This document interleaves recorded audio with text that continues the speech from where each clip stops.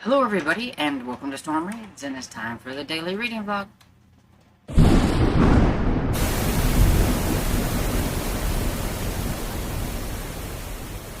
Hello everybody, it is about 3:30 in the afternoon, and it's just been a busy day, but at the same time, like, I really hadn't read anything to, like, give an earlier update. I've now read some things because I was working on my Pango store, putting some audiobooks on there, which I have written to them and suggested that on the format thing that they put audiobooks on there for people that are trying to sell their audiobooks that they don't want anymore.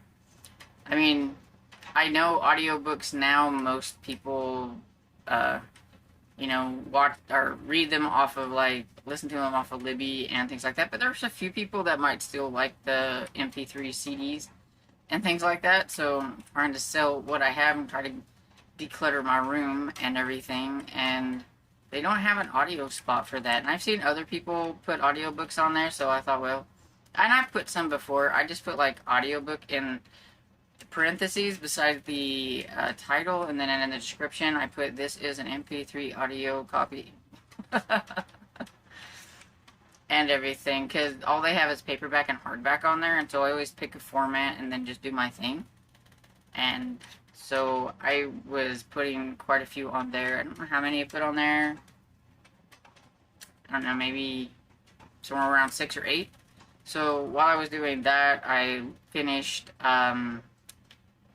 It's Watching by Lindsay Curry, the audiobook that I was reading on and everything. I haven't figured out how many points I'll get for that one, but it should get me probably the most points I'll probably get for this whole readathon, because it's read, it was a host favorite, it has people on the cover, and all the other things. But I know that it being read and having a person on the cover gets me 10 points, and then a host recommendation, I think, is an extra 5 points.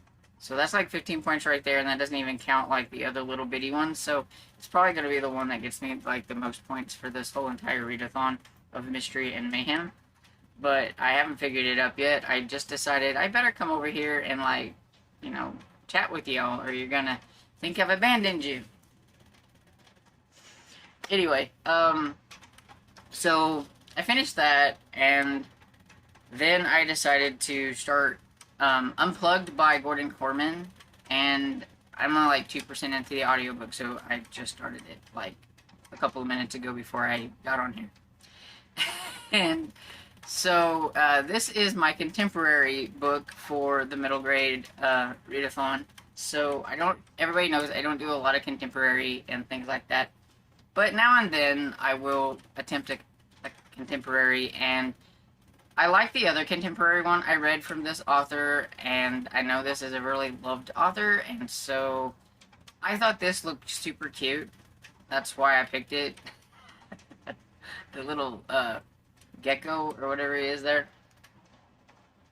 And so what I gather from this one is it is about a kid named Jet who is a spoiled brat, and his father is like a tech genius and has a tech company, and so he gets everything he wants and all that. And his father apparently loves his jet so much that he named his kid Jet. And so it feels to me like, the kid is probably going to be one of those that he's spoiled but also neglected. Because that happens a lot of time with the wealthier people. They don't really pay as much attention to their kids and everything. And he has a handler, so to speak, kind of, a babysitter, as you will. His name is Matt. He feels kind of sorry for the guy, because he's like, I'm sure whenever he signed up to try to get in with this company, being, his, like, watchdog was not one of them things. But, of course, because he is a spoiled brat, that he tries to get into all kinds of mischief and everything, probably tries to push the boundaries or whatever. But in this, evidently he's going to get dropped off in the middle of Arkansas at a camp in the middle of nowhere where he has to unplug. So they're going to take away his phone and all that kind of stuff, and he's not going to have any kind of gadgetry, and he's going to be there with a bunch of other kids that are unplugging, and, you know, maybe he's going to learn a lesson or two, because he's having to, like, do things without access to technology, and at first, nobody wants to really be friends with him, because, I mean, well, he probably is a little snooty, and then, he's going to bond with some kids over their little pet lizard that they found, that they named Needles, I think it says back here. Yeah, Needles. So it's a baby lizard that they turned into a pet. And so it sounds like it'd be a cute book and everything. Like I said, I like certain types of contemporary middle grade, and this sounds like something that I might enjoy. So give it a try. And that's pretty much my update for right now. I'm getting ready to go downstairs here in a bit to try to round up something for supper, and I will either be listening to Unplugged or watching YouTube while I cook, so we'll see what kind of update I have whenever I get back on here. But I will come back and update and finish off the reading vlog, so catch you later. Hey everybody, how you doing? It is 6:39, so I'm coming in here to wrap things up. I think I did half and half. I listened to a little bit of Unplugged while I was cooking and everything, and I think I'm about 11% into the audiobook. And he's just gotten to the wellness place, and he is not having a fun time. And then I also watched some videos on YouTube. I watched, I think her name is Frugal Fit Mom. Her content's okay, but it's not like one of my favorite ones.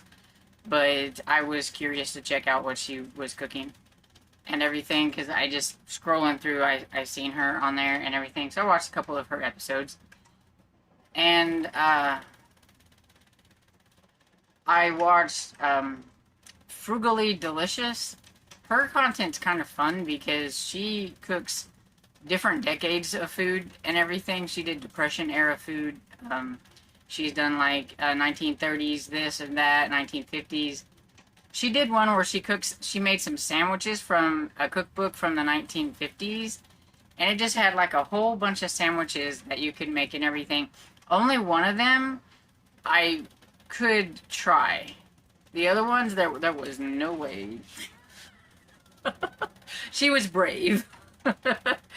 And she, you know, gave her honest opinion on what she thought of them. The one that I would try is the one that she gave like 10 out of 10.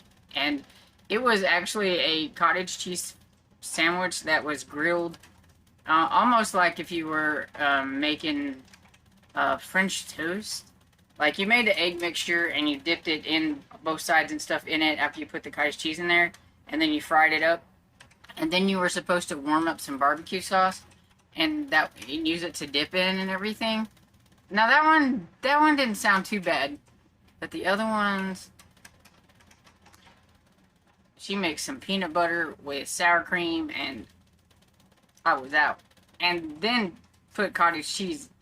The book she had, I can't remember what it was, but I think somebody in her comments said that it was a Canadian milk company, and so that's why a lot of stuff in that book was made with cottage cheese.